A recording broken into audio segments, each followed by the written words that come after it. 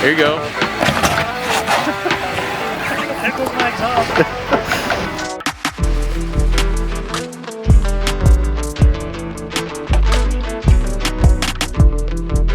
Behind me is a 2001 Honda CRV, valued at $3,000. And right here is a 2007 Toyota Sequoia, valued at around $6,000. And today we're gonna compare these two to see if you should save your money and go with the Honda all-wheel drive system or go with the Sequoia 4x4 system. And I could already hear you in the comments saying apples to oranges, but I hate to break it to you, they're both fruit.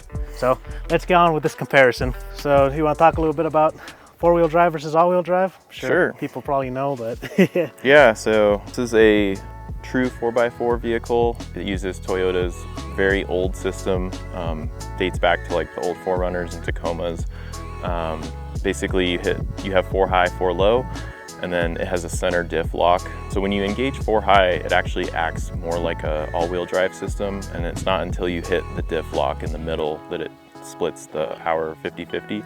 And then it becomes more of like a true 4x4 system. I really like it. It's worked out great so far. Like getting up to this mountain pass that we're at right now in this camping spot, I was testing it out with 2-wheel drive and was slipping all over the place. So these vehicles are very heavy. I think it comes in around like 5,500 pounds or something like that. So in 2-wheel drive, it does not do very well at all. Like I'll be slipping my rear tires like crazy. And then as soon as I activate the 4-wheel drive, it grabs traction really nicely and pulls me up over pretty much everything I've thrown at it thus far. So pretty happy with the system. And this guy's all-wheel drive, I actually wasn't sure if it worked up until doing this little trail here, and it does work. Sure does. It takes a little while to like engage, but it does, and it does help out. I don't have locks or anything like that. My only, I guess, lock I could do is pressing the brake a little bit while I'm giving it a bunch of gas. I don't even think this thing has like traction control. It's just super rudimentary. Nothing too exciting. I mean, I know that if you push them a little too hard, like especially if you're in sand for extended periods of time, you could burn out the, I guess like the fluid coupling between the transmission and the rear drive shaft. There's like some like upgrades you can do. You could get the stuff from like a Honda Element and put that in here and make it a little bit beefier. That does bring up the question though, like if you had to choose between one of these all-wheel drive versus a 2-wheel drive version of a Sequoia, what do you think would have better capabilities off-road?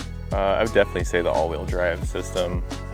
Just seeing how this thing did coming up here, it honestly, it picked up traction like every time. Sometimes it would take a little like gas, you'd have to drive pretty spirited. This thing is just so heavy that in 2-wheel drive, it's just not really good for any sort of loose traction, loose terrain. So if you're looking to buy a Sequoia for overland purposes or camping and going, you know, off the beaten path, I would definitely recommend getting a 4-wheel drive version for sure. Would you spend $3,000 on something like this, or would you save and try to get something like that for $6,000? Honestly, it kind of depends on what you're, like how hardcore are you trying to get, you know? Right. If you're just trying to do like Forest Service roads, kind of like what we're doing, you honestly can get away with running something like this, no issue. It's not until you get into more technical stuff and more like obstacles, I'd say, that you need or want to have a more robust like 4-wheel drive system. That's just my opinion though.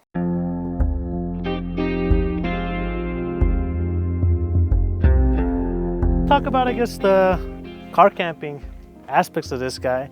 I obviously don't have so much space in this guy, but I still make it work. My sleeping platform is actually just the passenger seat folded all the way back. Nice thing of these cars is that the back seat lines up with like the rear seat, so it makes kind of like a flat platform. And you guys are gonna laugh.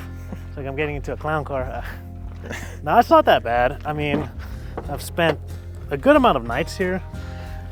I kind of like this little space I have here because I can just put the shoes in there as I climb in. And I do kind of just gotta hop in like that. And then feet are up against there, but if I have a pillow, kind of decently well. Yeah, I mean, I still got some room. Yeah. I do recommend having extra pillows for this to support like just this part right here. Like I'm missing a pillow to support here and then to add a little bit of support down here. Once you do that, like it becomes a lot more comfy.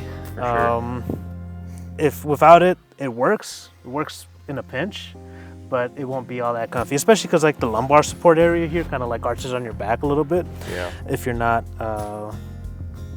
like if it's not set up properly. And right now I sat this up a little bit, just because I was like chilling in here. Want a little bit of a reclined angle, but this does line up with this guy down here. But yeah, I mean, other than that, like I have my cup holders here as well. Oh, nice. Gotta have the cup holders. You know, and then like I said, I have my room for my personal belongings and all that other stuff. Yeah. 6'2", I mean, if you're probably under 6 feet, this will be a lot better for you. If you're over 6 feet, if you're over 6'2", like this ain't for you. Yeah. Let me open up the trunk and we could look at how I carry around my fridge, my kitchen stuff, and my recovery tools, stuff like that. I don't have like any way to like open this up from the back. Like I have to pop this thing open first. But back here, this is how everything kind of lines up. Like, I mean, I got a fridge in the back right here. This IceCo that I got like on a pre-release. So I got a pretty good deal on that. I got a little 240 watt hour Jackery running it, and it's just connected to the car power. I got 2 burner stove, all my cooking stuff in here.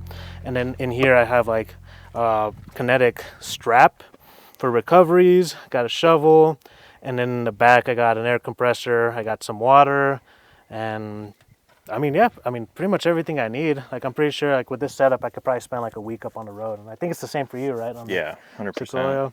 Yeah, this is all you need. This is all you need, exactly. Everything is a compromise. And then hop on in and show us all right. how well you fit in there.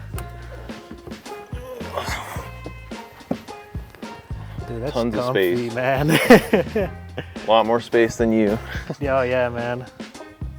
A lot of headroom, too. Oh, and then this is cool. You get a little cup holder. Yeah, This is for the rear or the third row seat. So when you're camping back here, you can put your water or whatever. Beer, whatever. Yeah. And then I kind of use these as like tables, so I can put like my phone. I mean, this isn't ideal right now, but yeah, put stuff right here. So super easy access. I like it. One little quirk about these older Sequoias is that the rear latch right here is known to go out. That's probably one of the most like cheap things that breaks on these, unfortunately. So what I did was, shout out to Air Down Adventures. I installed this little bypass kit. So it's just basically a more reliable latch. It's all metal. And then the cool thing too with that kit is it comes with this little cable. So when I'm camping in here, I can pull this cable and that'll undo the hatch. Because from the factory, there's no way to open this from the inside. How are you gonna kidnap people now? I can't kidnap anybody now. And I guess we can talk about like the interior space. Yeah, let's talk a little bit about that. The, I guess, overlanding car camping aspect about it, because let's be real, that's what overlanding is. Exactly. So one of the reasons I went with this platform is, one, the cost. You know, it's a very budget-friendly vehicle. You know, I honestly spent too much on this at the time because just pandemic prices and where I live, the prices were a little inflated. Aside from the cost, one of the main reasons I got it was the interior storage space. This thing has an enormous amount of space. As you can see, it's a third row kind of soccer mom vehicle. So I took out the third row, pretty much never use that. And then when I go camping solo, I just pull out that second row seat. I have like the captain chair set up. And then I can just put down this really comfy Amazon memory foam mattress. And I'm 6'2", so I needed something that was pretty long and like just a lot of space. So I can lay down comfortably in here and just lock myself in if I have to. And it's very safe and secure and super cozy in there. Oh, if you want to talk about the essentials you have in here. Yeah, so I got the bed, I got my fridge. This is all just Amazon stuff, so cheap bouge RV fridge. Had this for a couple years and it's still going strong. This is like maybe 250 bucks. And then I got a Blue Eddy power bank. I think I paid like 200 bucks for that as well. I've had that one for like 3 or 4 years and that's still going really strong as well. And then in this tote right here, I have all my like off-road recovery things. So jacks, tow straps, things like that. Got an air compressor as well. So after I air down, I can pull that out and quickly air back up. And then in those ones, those are just Home Depot crates. So I just have miscellaneous tools in that bottom one. And then in the top one, I've got just some stuff to make coffee and things like that. And then on that top one, I've got basically everything I need for cooking. So just cooking and dishes, stuff like that. So super simple. You definitely don't need to spend a lot of money to get out there. And yeah, it's worked out super well for me. And I think I'm gonna probably keep this thing for quite a bit and keep running it like this and just make incremental upgrades as I go. In conclusion, who wins in the overland livability car camping category? That's up to personal preference. Yeah, if you have one person, probably this guy. If you have a family, probably this guy. Yeah, I agree. I mean, this is perfectly fine for one person and the gear for a week, if not longer. I mean, this guy, you could just keep stacking and stacking and stacking. Yeah. But 100%. I mean, do you really need all that stuff too? No. For mods, I think this guy does get an edge. I feel like there's more support online. A little bit. But the mods on this guy are a bit cheaper. And I guess now for off-roading, like, what do you think? Honestly, I mean, I think this has a higher potential off-road wise. If you were to do more armor and like a better lift and bigger tires, and then with the true four-wheel drive system, I think it would have the edge. But honestly, right now they seem fairly similar in their capabilities. Yeah, I mean, honestly, I think, I don't know, if you go off like a rating of 1 to 10, I feel like this guy's fine up to like maybe like a 3 or 4 difficulty. Yeah. This guy, you could probably push it all the way up to like a 7 out of 10 difficulty. And like then this one does have the low range. So like if you're going up a super steep grade, then that helps with that. But that's true. If you're just doing like Forest Service roads like what we're on, you don't need anything more than what you have. Exactly. And I mean, Forest Road Network is super expansive. Like the majority of roads are kept for public access. Exactly. One thing I do want to say though is, you know how they say that it's fastest to drive a slow car fast than it is to drive a fast car slow? Yeah. I think that's kind of the case here as well. Yeah, I agree. Like if I were in the Jeep, like this would be, I wouldn't even have to think about anything. I'd just send it down the hardest line and it wouldn't be bothered. This guy, I got to think about it a little bit. Yeah. Like I got to feather the throttle. I got to give it some gas sometimes. Yeah, which can be kind of fun actually. Yeah, exactly. Especially if you're, you know, these are the types of trails that are mostly around you. For sure, yeah.